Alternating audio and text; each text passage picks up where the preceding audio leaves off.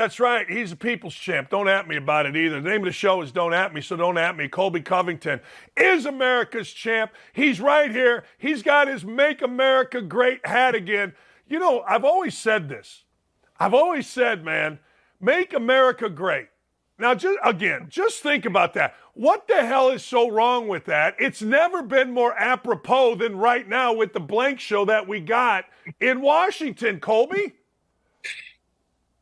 It's 4 simple words, Dan. Make America great again. And the man that stands behind it wants to put America first and, you know, protect this country, keep the money in this country, keep inflation down, keep our country secure with the borders. I mean, there's so much good that President Trump wants to do for this country, and everybody just wants to shame and smear his name constantly. They have no real evidence on him. They just want to smear it. But he's coming back stronger than ever in 2024, and we're going to make America greater than it's ever been before in 2024. What happens when you wear that hat? I mean, I get a lot of disgust and a lot of people that look at me weird and they look at me funny like they're going to do something, but then they see the ears and they start to recognize who I am and they realize I am the best fighter on earth. So they have to really put themselves in check. They can think whatever they want inside, but you know, they can't talk the talk and walk the walk like I do. So they know they have to kind of pipe down like little kids. Otherwise they're going to get put in place by the people's champ. Yeah, the ears, because you were a great wrestler, an All-American, a champion. That's good advice for people. Before you think you can go at somebody, you better check the damn ears on that guy. It's a true statement, man. I remember when I wrestled in Iowa and every time we go to a bar, everybody would just say, hey, man, just look at the ears. As long as no one has cauliflower ears, we can go try and pick on them. Yeah. Otherwise, don't pick on the guy that has cauliflower ear. Yes. A friend of mine in college was a wrestler, and he told me that, and I've never – so funny you say that because I have told my friends that for I'm 60 years old. I'll say for 40 years I've told my friends, don't be a dumbass in a bar if a guy's got the cauliflower work. That's so funny. Yeah. When did you decide to get political? I decided to get political in 2018. You know, I remember in 2016, they had told us that there was no race. Hillary was a shoo-in. You know, they were just pretty much putting her in that she was going to be the candidate. And, you know, I saw Trump and I loved Trump because I love the way he did business. You know, I just thought he was a very smart businessman. And that's something that we needed here in this country. We don't need some politically correct guy. We need a guy that's smart with business, that can handle this country, that can do what's in the best interest of the country.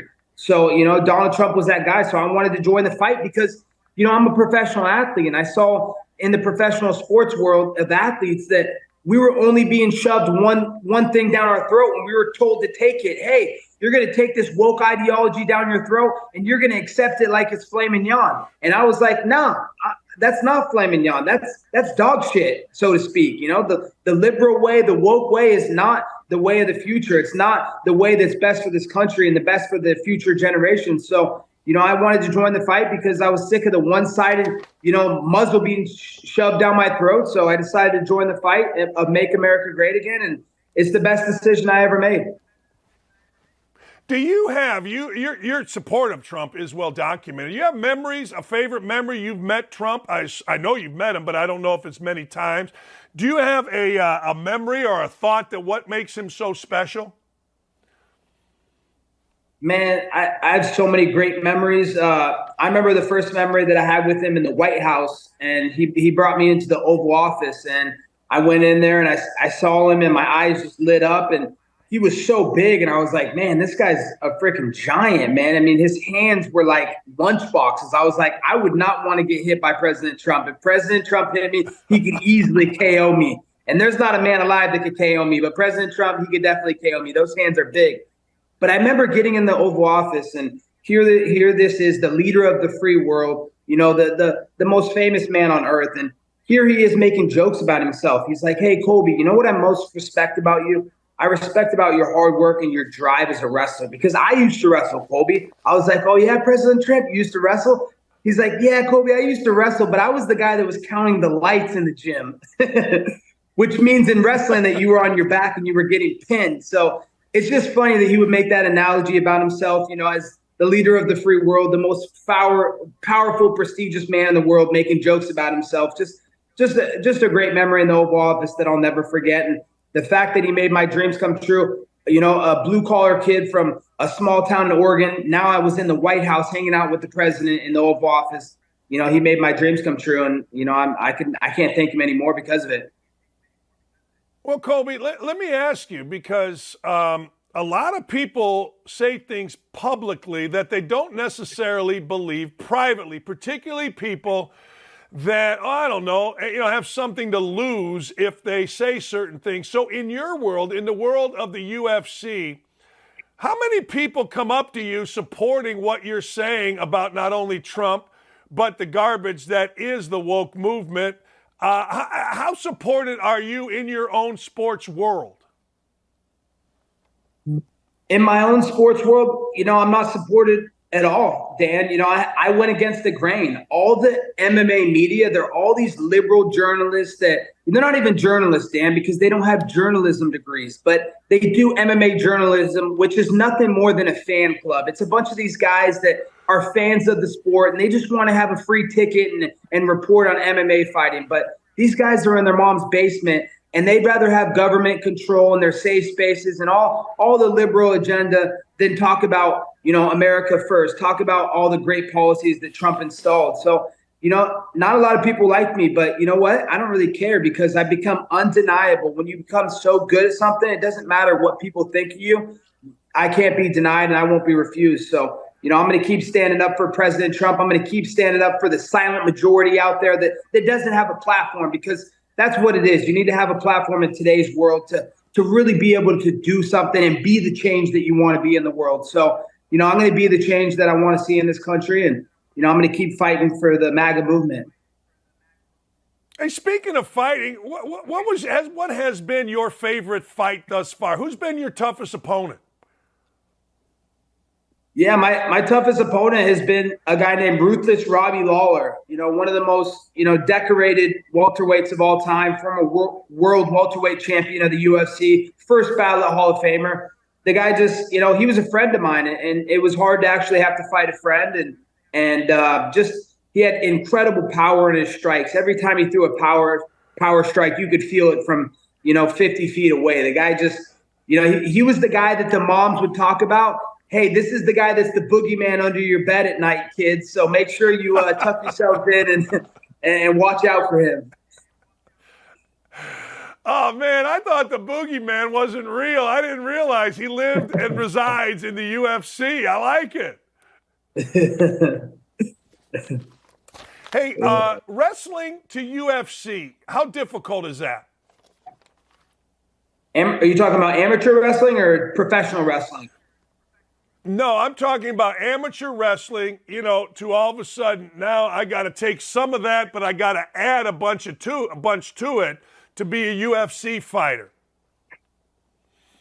It's tough, but, all good things in life, they're not going to come easy, Dan. You have to work extremely hard for them. So, I knew when I was transitioning from wrestling to fighting that I was going to have to become a well-rounded mixed martial artist. I wasn't just going to be very good in one discipline of martial arts, which is wrestling, anymore. I had to become a good boxer, a good kickboxer, a good jiu-jitsu artist. So as long as you put the time in and you make the sacrifices and you're dedicated to the craft, anything's possible. You can become great in a couple of years, but you have to have the right values. You have to have the right morals. And if you stick your nose to the grindstone, anything's possible. And that's why I'm here as the best fighter in the world, because I never gave up and I kept working hard even when I didn't want to.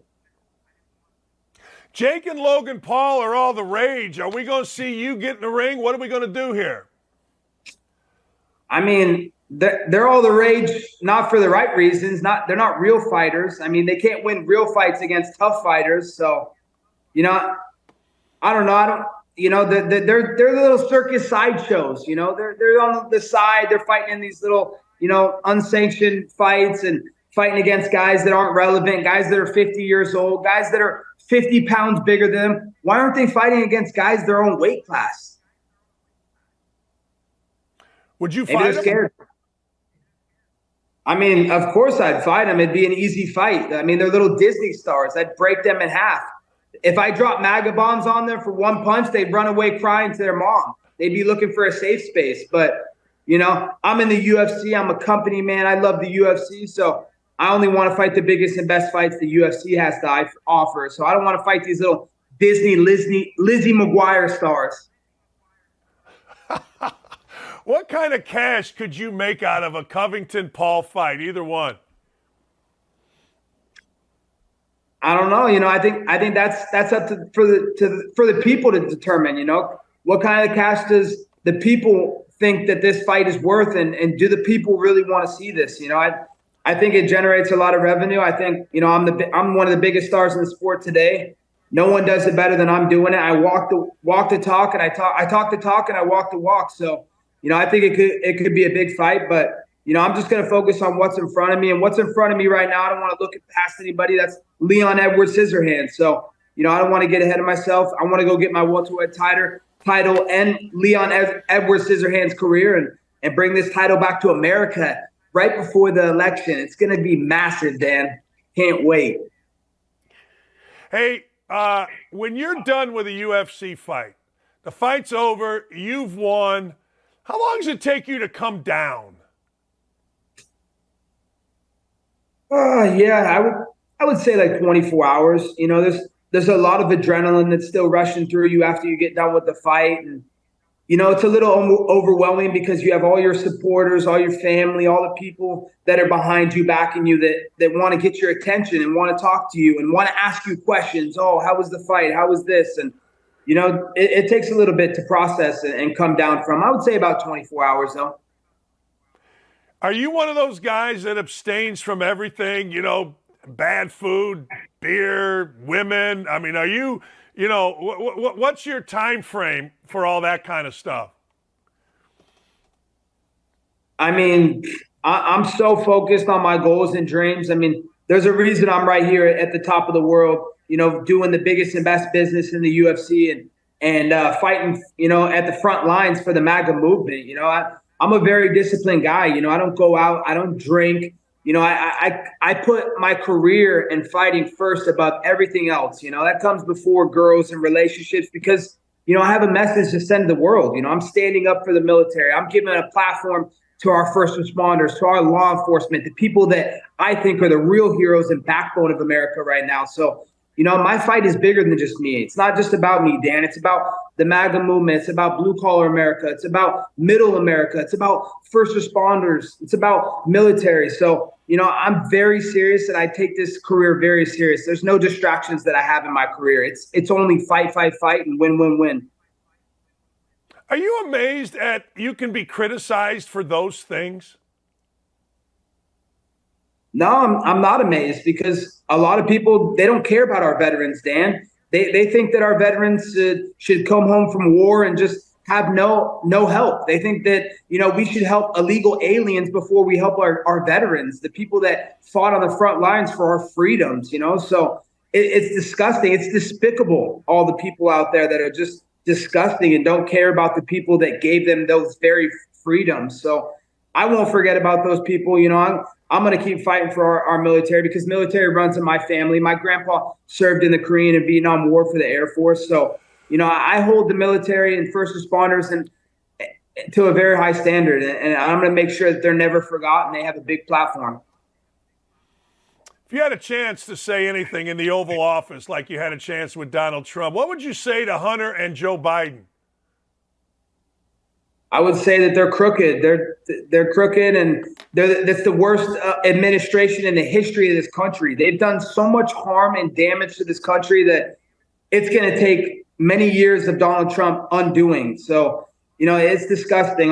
They're foreign agents. Everybody knows they've sold out to China and to Ukraine and Russia and all these foreign countries. So they're nothing more than foreign agents. They don't care about this country anymore. So that's why we need Donald Trump back more than ever right now, because he's going to put America first and he's going to make America great again.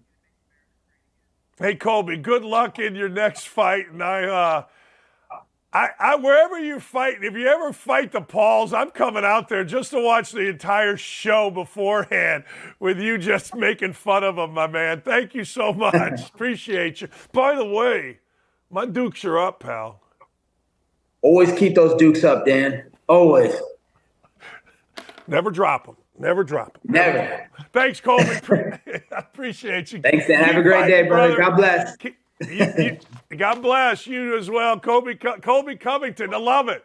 Love the energy right there, right?